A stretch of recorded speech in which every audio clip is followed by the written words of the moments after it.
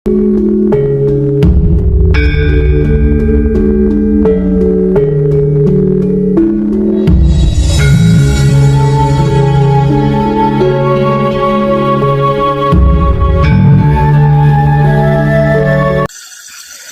Islam, merasa Muslim. Para kadang kinasiku sekalian, di dalam pengkajian diri sejati di era milenium ini, teliti dan jelilah, buka pikiran, buka hati, dan buka syahwat dengan kesadaran yang sesadar-sadarnya. Jangan mudah percaya kalau belum mengalami dan merasakan sendiri, serta menyaksikan sendiri ada banyak jebakan emen di dunia ini yang dibuat oleh para ahli politik zaman dulu, bahkan saudara-saudari kita sendiri di zaman sekarang yang belum tercerahkan. Rasulullah Shallallahu Alaihi Wasallam bersabda, urusan dunia engkau lebih tahu, tata cara beribadah ikutilah caraku. Yang menjadi beberapa pertanyaannya sekarang adalah, bila pegangan kita Al-Quran dan Sunnah Rasulullah, kenapa kita tidak mengikuti tata cara beribadahnya Rasulullah ketika di Gua Hiro? Apa yang dilakukan Rasulullah di Gua Hiro sehingga beliau bisa menerima wahyu Allah? Waktu itu belum ada Al-Quran dan tata cara sholat seperti sekarang loh. Kenapa tidak bertafakur di Masjidil Haram? Kenapa Rasulullah menetap di Madinah, tidak kembali ke wilayah Mekah? Apakah karena Mekah sebagai wilayah musuh bebuyutan Nabi Muhammad? Apakah mungkin Nabi Muhammad secara tersamar memperingatkan umatnya agar tidak terkecoh karena terpesona oleh situs Ibrahim di Masjidil Haram? Kenapa disebut Masjidil Haram? Apakah ada kaitannya dengan surat At-Taubah ayat 107 dan 108? Dan ada yang mendirikan masjid untuk menimbulkan bencana, untuk kekafiran, dan untuk memecah belah di antara orang-orang yang beriman, serta untuk menunggu kedatangan orang-orang yang telah memerangi Allah dan Rasul-Nya sejak dahulu. Mereka dengan pasti bersumpah, kami hanya menghendaki kebaikan, dan Allah menjadi saksi bahwa mereka itu pendusta. Surat At-Taubah ayat 107. Jangan engkau melaksanakan sholat dalam masjid itu selama-lamanya. Sesungguhnya masjid yang didirikan atas dasar takwa sejak hari pertama adalah lebih pantas engkau melaksanakan sholat di dalamnya. Di dalamnya ada orang-orang yang ingin membersihkan diri. Allah menyukai orang-orang yang bersih. Surat At-Taubah ayat 108. Bila kita bersedia membaca catatan kaki Al-Quran dan terjemahannya di Departemen Agama Republik Indonesia, bahwa yang dimaksud dengan orang-orang yang telah memerangi Allah dan Rasul-Nya sejak dahulu, yang dimaksud dalam surat At-Taubah ayat 107 adalah seorang pendeta Nasrani yang bernama Abu Amir, yang ketika itu sedang membawa tentara Romawi dari Syria.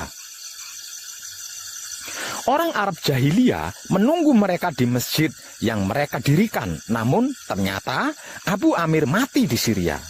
Dia tidak jadi datang, sehingga tidak jadi perang. Sedangkan di dalam surat At-Taubah dikatakan telah memerangi Allah dan Rasul-Nya seperti telah terjadi perang. Surat At-Taubah adalah satu-satunya surat di dalam Al-Quran yang tidak diawali basmalah atau bismillah. Surat At-Taubah menceritakan kemusyrikan dan kemunafikan orang-orang Arab jahiliyah, bukan mengisahkan perang dengan kaum Nasrani. Para pendeta Nasrani di Madinah sudah beriman kepada Allah dan mengakui kerasulan Muhammad Sallallahu Alaihi Wasallam. Di kota Madinah pada zaman itu, golongan Yahudi, Nasrani, dan golongan Islam hidup berdampingan. Madinah artinya madani, mapan. Apakah mungkin pendeta Nasrani Abu Amir yang sudah beriman kepada Allah mau bersekutu dengan golongan penyembah berhala? Pada zaman jahiliyah, konon kabarnya bangunan utama di kota Mekah adalah Masjidil Haram. Bangunan serbaguna selain untuk kegiatan ibadah juga dipergunakan untuk kegiatan lain, seperti untuk berkumpul, untuk bertransaksi, bisnis, dan lain sebagainya. Konon sejarahnya, sewaktu perang Badar, Masjidil Haram itu dipergunakan oleh kaum musyrikin untuk menghimpun kekuatan serta dipergunakan untuk menunggu pasukan yang memerangi Allah dan Rasul-Nya. Pertanyaan berikutnya,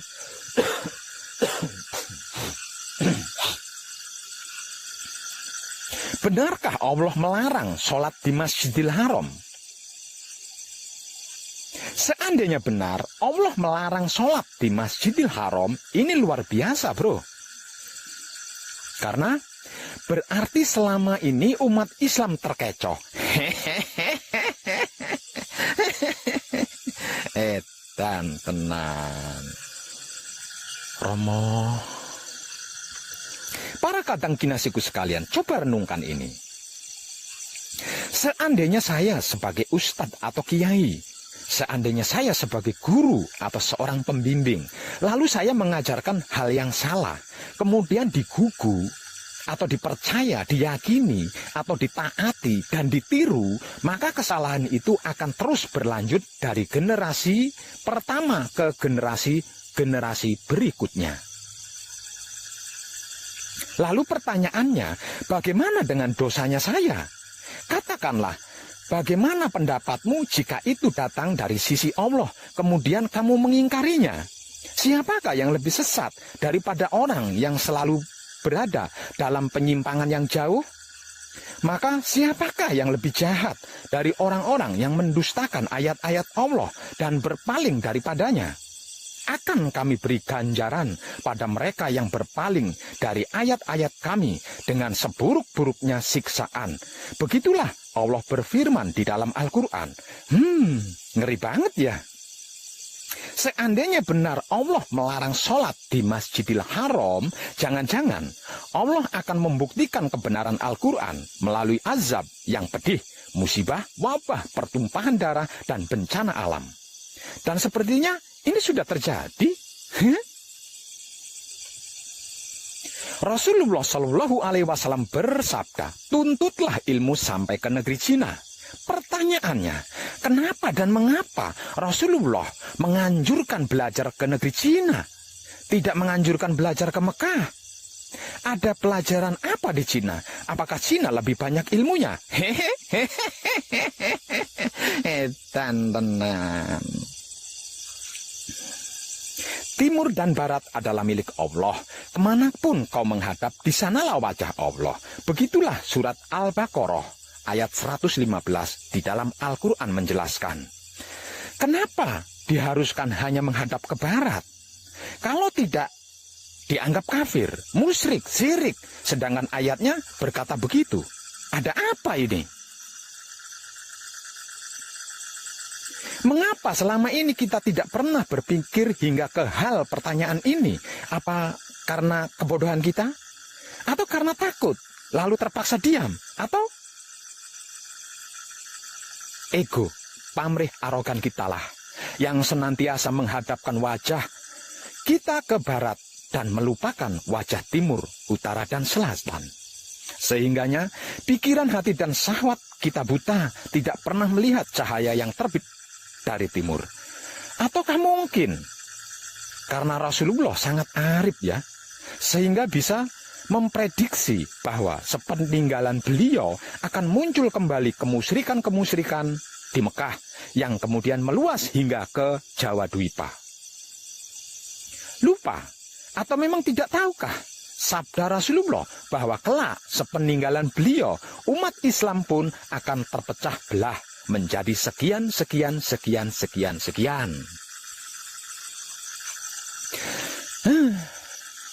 Ternyata benar kan? Setelah beliau dan para sahabatnya wafat, muncul ilmu fikih, ilmu usuluddin, ilmu kalam. Kemudian umat Islam pun terpecah dalam mazhab-mazhab. Moral jahiliyah pun muncul kembali, terutama pada masa Bani Umayyah. Kemudian diperparah oleh Bani Abbas.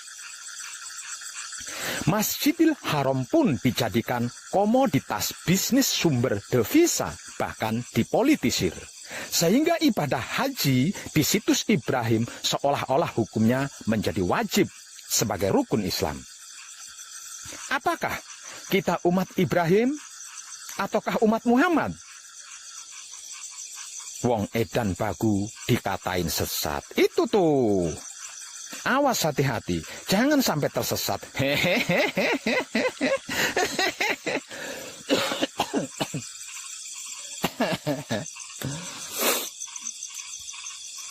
Edan tenan. Barang siapa mengenal dirinya, maka dia mengenal Rabb-nya. Barang siapa mencari Allah keluar dari dirinya sendiri, maka dia akan tersesat semakin jauh. Berarti bila kita mencari Allah ke Mekah, India, Cina, Inggris, Jawa, apakah akan tersesat?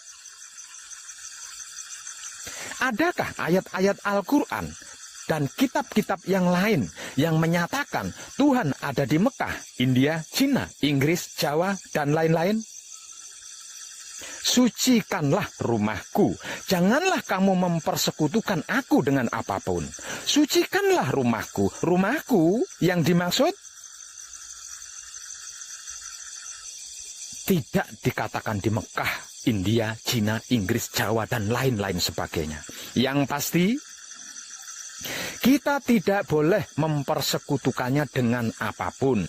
Dan yang jelas, aku bertahta di dalam Baitul Ma'mur yang berada di dalam kepala Adam.